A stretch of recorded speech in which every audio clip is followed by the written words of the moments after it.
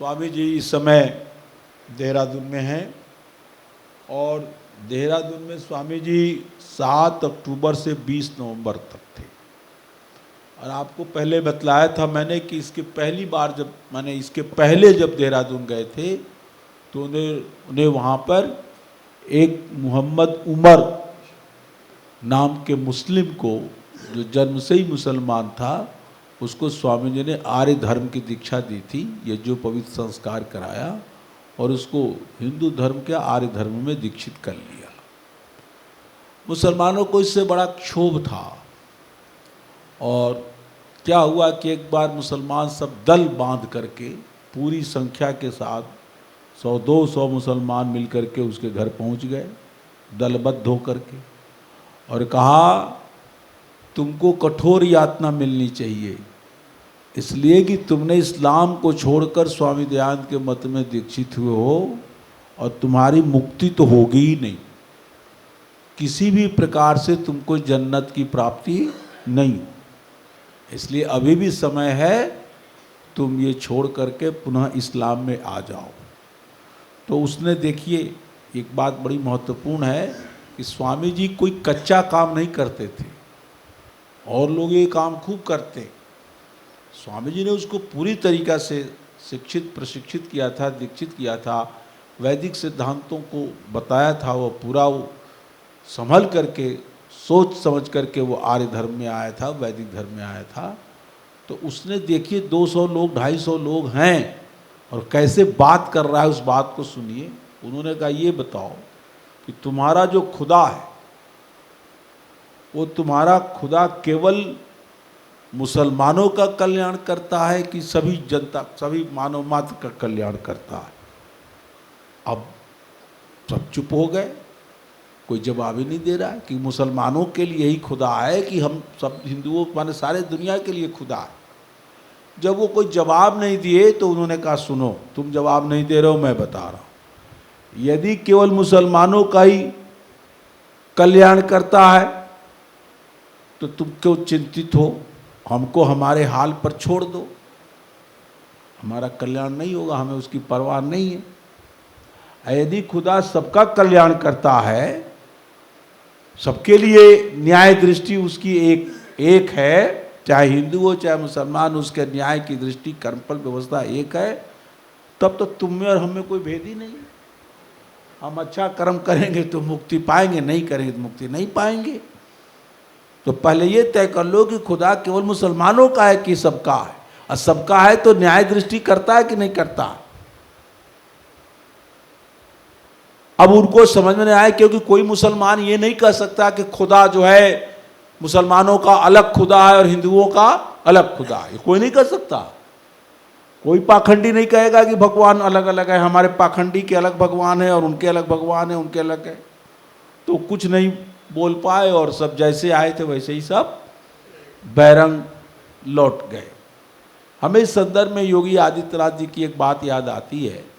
उन्होंने एक इंटरव्यू में कहा था कि जो हिंदुओं को मुसलमान बनाते हैं चाहे ईसाई बनाते हैं, वो तो नाना प्रकार का तरीका अख्तियार करते हैं, धन से, बल से, छल से, झूठ साँच, कोई उनको हिंदू धर्म की बुराई बता करके उसकी बनिस्बत कि ये हिंदू धर्म की ये बुराई है, वो ये अच्छाई हमारे में, ऐसा कहकर नहीं बनाते।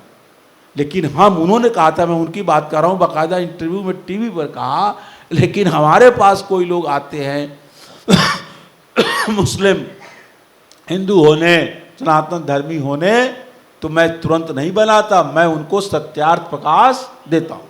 हमें बड़ा अच्छा लगा उनका, और कहता हूँ कि तुम 1 महीना कम से कम लो, इसको पढ़ो, समझो, और तुम्हें वैदिक धर्म अच्छा लगता है, इस्लाम और ईसाईयत सबकी आलोचना है, तब तुम पक्का हो जाओ, तब तुम आओ। तो ऐसे लोग आते हैं। फिर मैं बस्ती के ओम प्रकाश आर्य जी से कहता हूँ, और उनके सहयोग से मैंने, अब तो मैं मुख्यमंत्री पर हूँ, लेकिन पहले मैं ऐसे करता था, तो हमें ये बात उनकी अच्छी लगी। और स्वामी जी का भी ये सिद्धांत और आर्य समाज का भी है, जो लोग मुसलमान से चाहे ईसाई से या किसी हिंदुओं के भी किसी संप्रदाय से आर्य समाज के विचारधारा को कोई जो अपनाता है, वो यूँ ही नहीं अपना लेता, मुझे तो नहीं पता और आप लोगों को भी पता होगा कि कोई पैसे के लालच में कोई आर्य समाजी बना? क्या आर्य समाजी लोग पैसा देंगे? अब पैसे के लालच में जो मत परिवर्तन करते हैं वो कोई अच्छे आदमी हैं?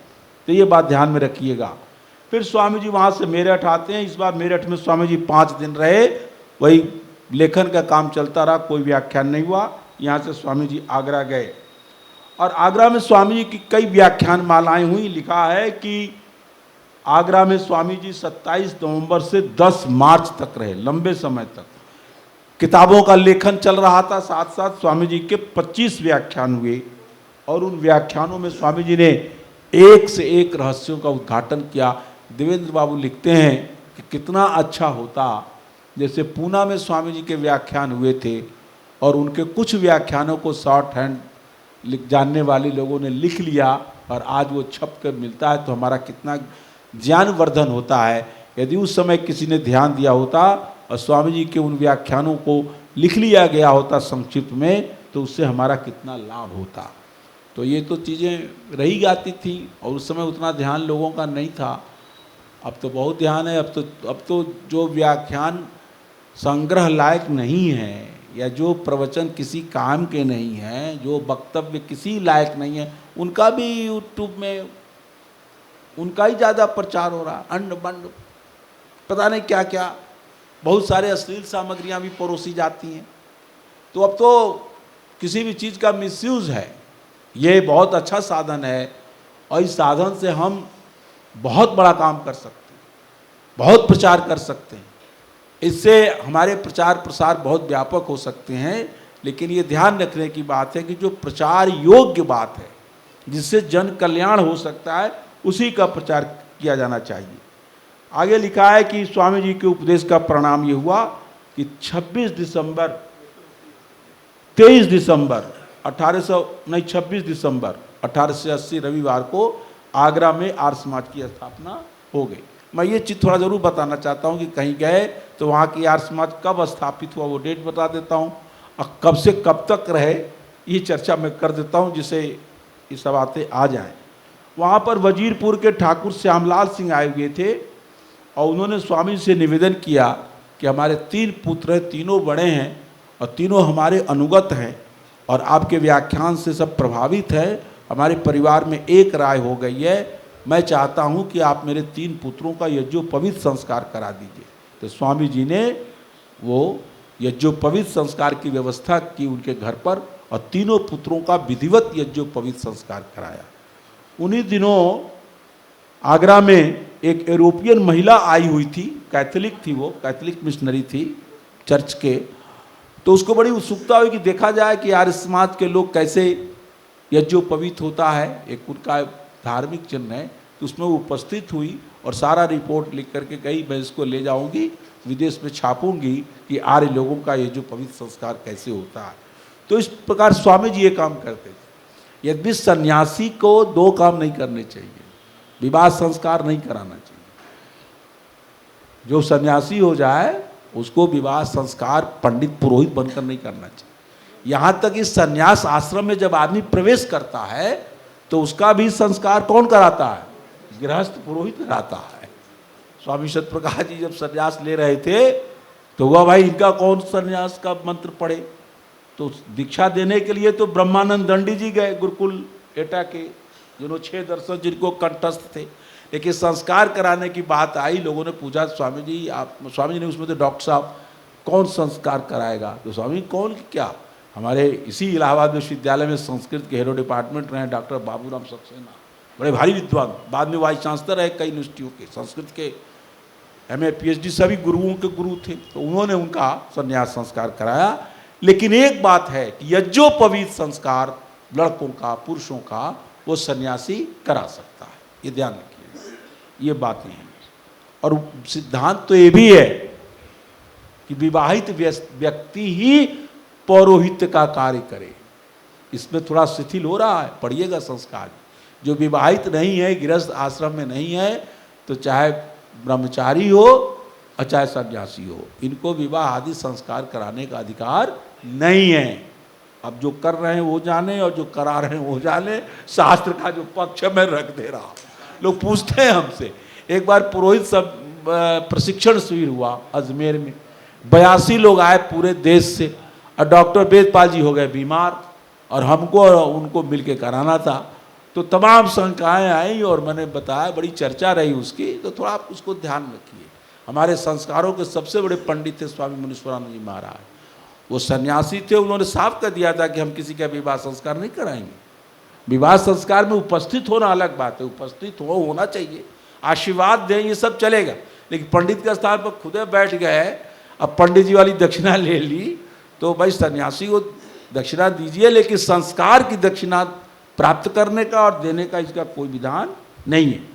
आगरा में आप जानते ही हैं राधा स्वामियों की बड़ी महिमा है, लीला है, क्या क्या है। तो उस राधा स्वामी साधु आया स्वामी जी के पास और कहा कि स्वामी जी, आप बातें तो सब सही कहते हैं, लेकिन आपके यहाँ गुरु की महिमा कम है, गुरु का महत्व आप ज़्यादा नहीं बतलाते हैं, जबकि बिना गुरु की सहायता से संसार सागर से मनुष्य पार नहीं हो सकता। तो स्वामी ने उत्तर दिया कि गुरु की शिक्षा तो आवश्यक है, जो शिष्य नहीं जानता है धर्म के विषय में, ब्रह्म के विषय में, अध्यात्म के विषय में, वो गुरु से शिक्षा ले, उपदेश ले, लेकिन शिष्य गुरु से प्राप्त उपदेश का यदि आचरण नहीं करेगा, अपने आचरण को ठीक नहीं करेगा, तो उसका कुछ उद्धार होने वाला नहीं। तो आजकल तो ऐसे गुरु हैं कहाँ, मैं सच्चे गुरु की कहाँ निंदा करता हूँ, सच्चे गुरु मिल ही नहीं रहे, लोगों को अविद्या अंधकार में डालने वाले पाखंडी लोग हैं, और गुरु मंत्र के नाम पर कितना कितना पाखंड करते हैं, ये सब बात है। एक बात और बड़ी महत्वपूर्ण मैं आपके बीच में बताना चाहता हूँ कि एक व्यक्ति थे, उनका नाम था नारायण दास, मथुरा के सेठ थे, और वो इतने ज़्यादा पौराणिक थे कि उनको अंदर अंदर बड़ी परेशानी हो रही थी कि दयानंद इसी मथुरा में पढ़कर निकले और सारे देश में यार समाज की स्थापना कर रहे हैं, वेद का प्रचार कर रहे हैं, हिंदू धर्म, पौराणिक धर्म, मूर्ति पूजा, ये सब खत्म हो रहा है। उनको बर्दाश्त नहीं हुआ। मथुरा के पंडितों को कई बार प्रयास किया, कोई मथुरा का पंडित न दंडी गुरुवर विरजानंद से शास्त्रार्थ कर सका, न स्वामी जी से कोई शास्त्रार्थ कर सका।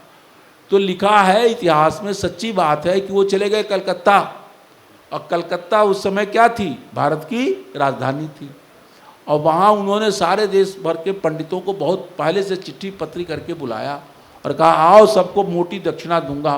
तो लिखा 300 पंडित इकट्ठे हुए और उस सभा का नाम रखा आर्य सन्मार्ग दर्शनी सभा, और कलकत्ता के प्रसिद्ध सीनेट हॉल में 22 जनवरी 1881 को मीटिंग रखी उसने, राम सुब्रमण्यम शास्त्री, सुभाष शास्त्री, कौन, और लिखा है कि उस व्यक्ति ने उस जमाने में 1881 ईस्वी में उस पूरे कार्यक्रम में पंडितों को बुलाने, दक्षिणा देने, सब में कितना खर्च किया, 10,000 रुपया उस जमाने में 1881 में।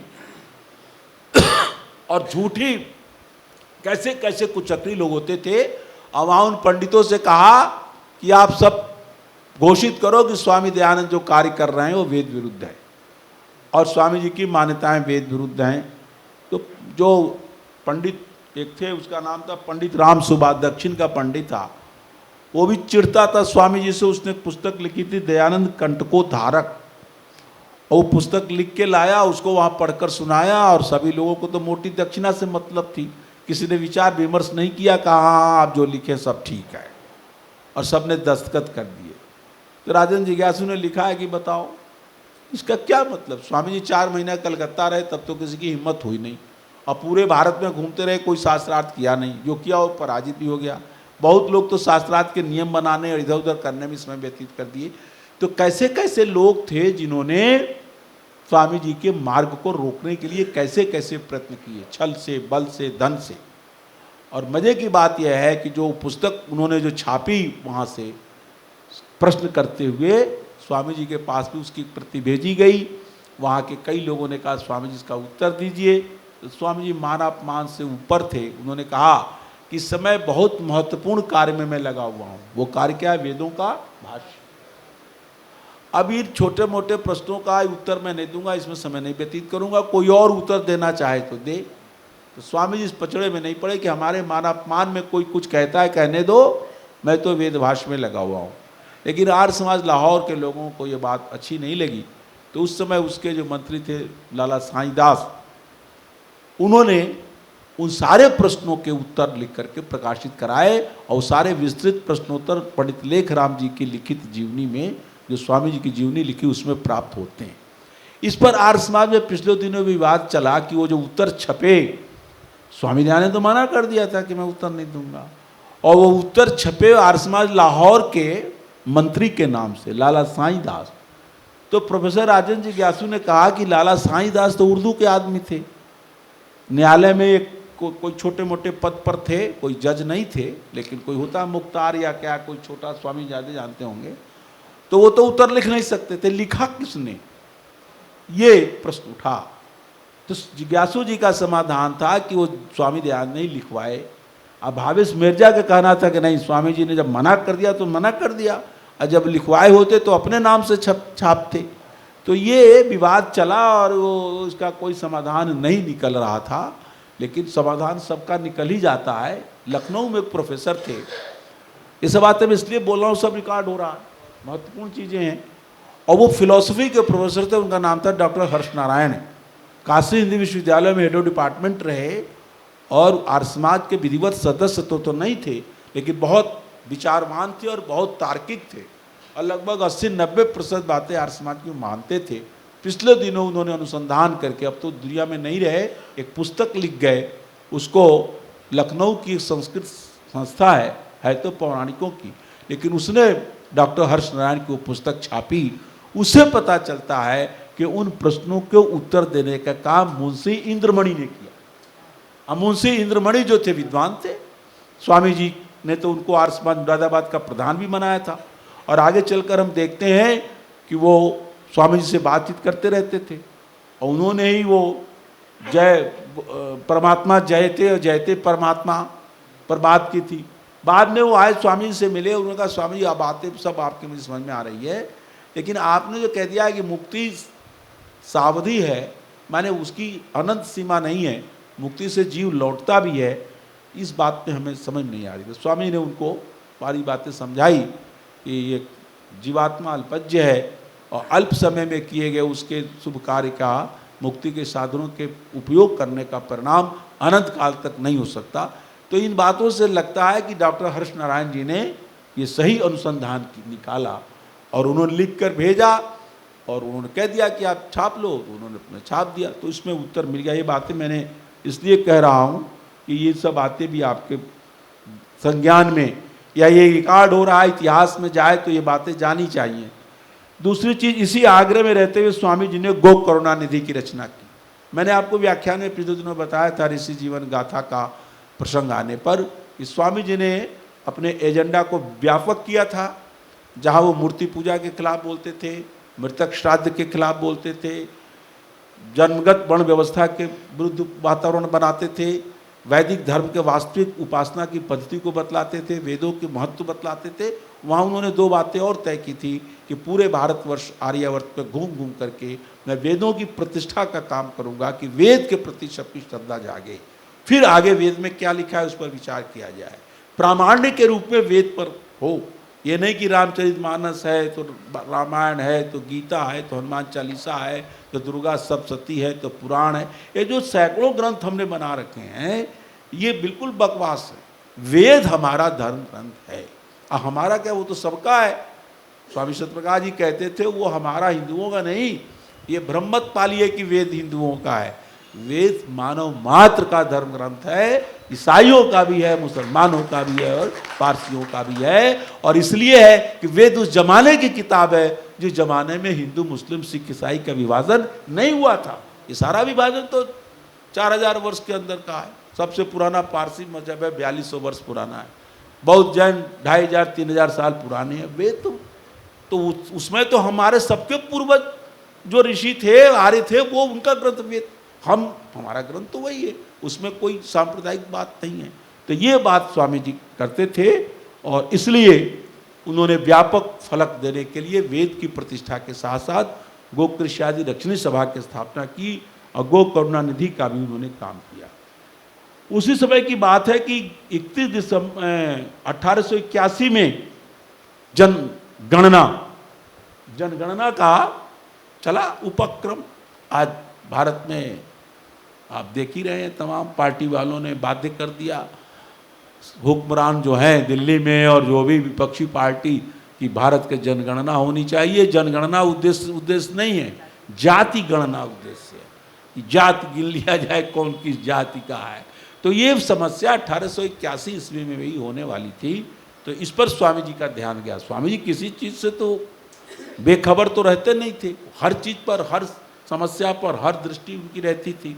तो उन्होंने एक पत्र मिलता है 31 दिसंबर 1880 को, उन्होंने मास्टर दयाराम वर्मा जो आर्य समाज मुल्तान के मंत्री थे उनको चिट्ठी लिखी। और यही चिट्ठी, यही विचार सब जगह पूरे आर्यों में प्रचारित की गई कि क्या कि जनगणना करने आवे। तो उस समय तो भाषा उर्दू थी प्रयोग में, तो लिखा रहता था मजहब फिरके मजहबी, वो तो उर्दू में। इस कालम के आगे क्या लिखवावे लोग? वैदिक। स्वामी जी ने कहा लोग क्या लिखवावे? वैदिक। फिर असल कौम, तो स्वामी जी का यहाँ लिखवा देना आर्य। फिर लिखा रहेगा जात या फिरका, तो स्वामी जी ने कहा ब्राह्मण लिखो, क्षत्रिय लिखो या वैश्य। शूद्र की चर्चा नहीं है, क्योंकि शूद्र कहाँ थे? यही सब थे, बेकार शूद्रों की गणना क्यों? या और थी। स्वामी क्या बताते हैं 2000 कितनी जातियां हैं? 2378, लगभग 2500 के लगभग जातियां हैं। स्वामी जी ने इस जातियों का कोई महत्व नहीं। और मैं तो समझता हूं सही जाति गणना हो रही है तो यही लिखवाना आज भी चाहिए। वैदिक धर्म लिखवावे, अपने को आर्य लिखावे और वर्ण का कालम भर दें, ब्राह्मण भर दें, क्षत्रिय भर दें, वैश्य भर दें और वो कर्म से भर दें, सारा खेल खत्म हो जाए। जितने अध्यापक हैं सब लिखा दे ब्राह्मण, जितने पुस्तक लेखक हैं, जितने वैज्ञानिक हैं, जो भी काम करना है बुद्धि का सब लिखा दे ब्राह्मण। आज जितने भी सेना में है, पुलिस में है, जितने एमएलए हैं, एमपी, ये रावण भी, चंद्रशेखर भी, चाहे दलित हो चाहे कोई हो, जो एमपी है वो क्षत्रिय लिखावे। वो तो बहस कर रहा है संसद में, तो कहां से दलित है? आज जितने भी व्यापार करने वाले हैं, खेती करने वाले हैं, कृषि कर्म गोरक्षम वाणिज्यम, व्यापार करने वाले, खेती करने वाले, पशुपालन करने वाले, वैश्य लिखा दे। और कोई कालम जरूरत नहीं है, यही 3 लिखा दे। या किसी को न रहा जाए, जबरदस्ती दलित लिखा रहा है तो उसे पूछो तुम क्यों लिखा रहे हो? तो उठो ऊपर, खत्म करो, तब ये जाति का जो झगड़ा है वो खत्म हो सकता है। स्वामी जी तो यही कहा गए हैं। हम तो स्वामी जी की गाथा गा रहे हैं भाई, तो स्वामी जी का तो यही उपदेश है।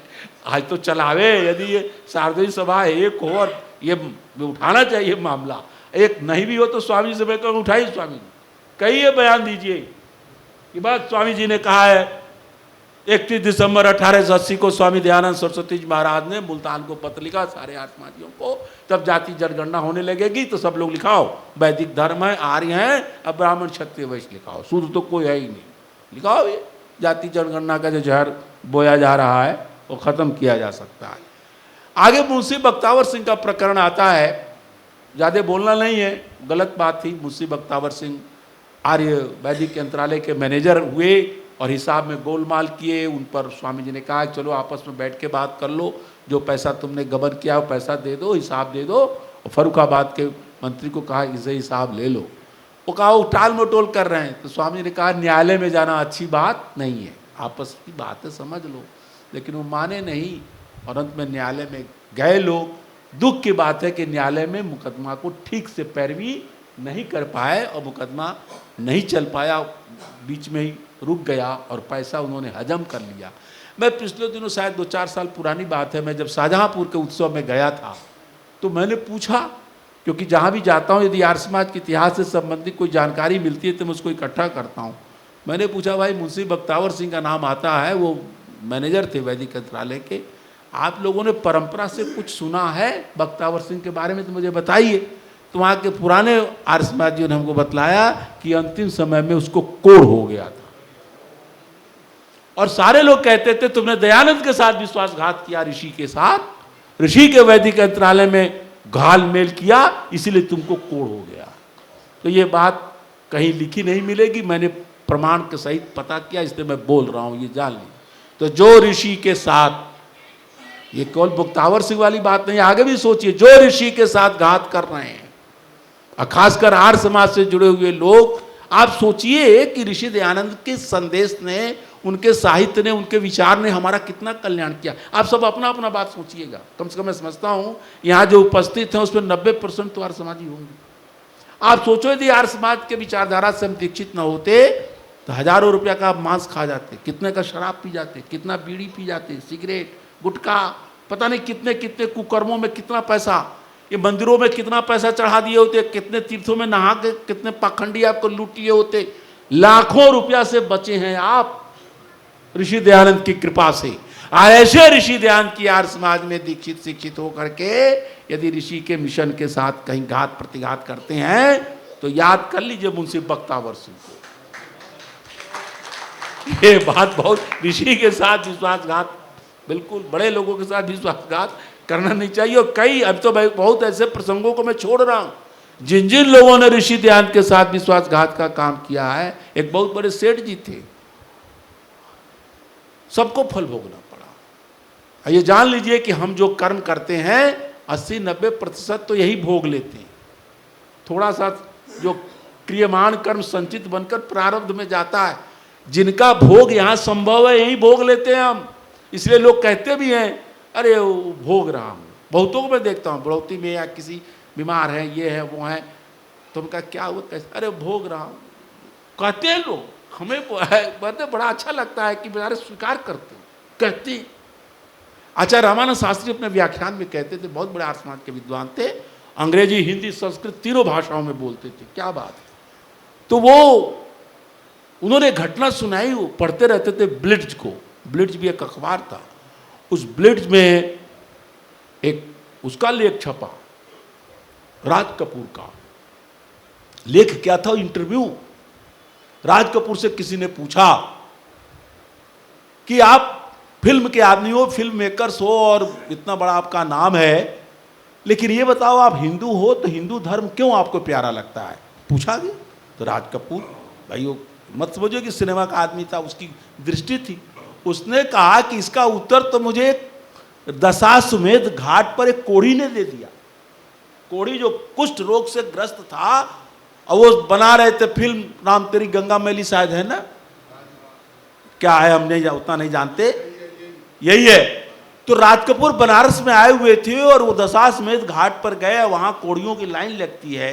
एक ऐसा कोढ़ी था जिसके दोनों हाथ गल गए थे, पैर भी नहीं था और उसी किसट के वो चलता था। तो राज कपूर एक कोढ़ी से पूछ लिया, अरे बाबा इतना कष्ट झेल रहे हो, बगल में दूसरा कोढ़ी उसको खिलाता था मुंह में, इतना कष्ट झेल रहे हो, इतना अंग अंग से चू रहा है, बगल में भागीरथी बह रही है, कूद जाओ ना, कूद के खत्म करो। कहा जीवन धारण करने का क्या मतलब है। उस कोढ़ी ने जो कहा वो राज कपूर की आंखें खुल गई और उसने ब्लिट्ज में वो लिखा, उसने पत्रकारों को जवाब, उसने कहा कि बाबा उस जन्म में पता नहीं कैसे कर्म किए हैं कि जन्म में फल भोग रहा हूं। आत्महत्या भी तो पाप है, यदि कूद कर मर जाता हूं पता नहीं अगला जन्म और इससे भी बुरा ना हो जाए, इसलिए मैं पूर्व जन्म के सारे दुष्ट कर्मों का फल इसी जन्म में भोग लेना चाहता हूं। ये बात है। तो ये समझिए राज कपूर। अरे एक बात और बात चली तो मैं बता दूं, राज कपूर के पिता का नाम क्या था? पृथ्वीराज कपूर। आप नहीं जानते होंगे, मैं मैंने पढ़ा है। उनके माता पिता आर्य समाजी थे और उन्होंने अपने बच्चे को गुरुकुल कांगड़ी में भेजा था पढ़ने के लिए। कक्षा 4 में पृथ्वीराज कपूर का एडमिशन हुआ गुरुकुल कांगड़ी में, लेकिन वो भाई दूसरे मन मस्तिष्क के थे, वो गुरुकुल कांगड़ी से भाग आए और फिर आप भाग के बंबई गए और क्या क्या हुआ आगे सब जानते हैं। जब पृथ्वीराज कपूर का इतना बड़ा नाम हो गया तो गुरुकुल कांगड़ी के संचालकों ने एक बार उनको गुरुकुल कांगड़ी में बुलाया और उनका अभिनंदन किया। तो पृथ्वीराज कपूर ने भाषण देते हुए कहा, वो सब रिपोर्ट है गुरुकुल कांगड़ी के इतिहास में। उन्होंने कहा, मेरे माता पिता चाहते थे कि गुरुकुल का स्नातक मुझे बनाऊं, मैं यहाँ आया था, मेरी भी चुटिया थी आप जैसे, मैं भी पीला पहनता था, मैं भी हवन करता था, लेकिन मेरे कुछ अलग ही थे, मैं चला गया दूसरी लाइन में, नहीं तो मैं भी आप जैसे स्नातक होता। तो ऐसे थे पृथ्वीराज कपूर। और राज कपूर तक भी कम से कम रही, लेकिन दुख की बात है कि इनकी आगे आने वाली संतानों ने आर्य समाज और हिंदू धर्म की गहराई को नहीं सोचा और कैसे कैसे लोग। ऋषि कपूर ने एक बयान दिया था कि गोमांस खाने में क्या गलती है, ऋषि कपूर, और उनकी परिवार की करीना कपूर कहाँ चली गई, कहाँ कहाँ ये लोग चले जा रहे हैं। यदि हिंदू धर्म की गहराई इनमें आई होती, पिता पितामह का पालन किए होते, तो ये दिन देखने न पड़ते जो उनके साथ हो रहा है। और तैमूर लंग बता रहे हैं वो, अब मोदी जी तो उसको पूछ रहे थे कि आप आ गए, तैमूर नहीं आया। अब मोदी जी से पूछो कि क्यों पूछ रहे थे, तैमूर लंग के जानने की क्या जरूरत।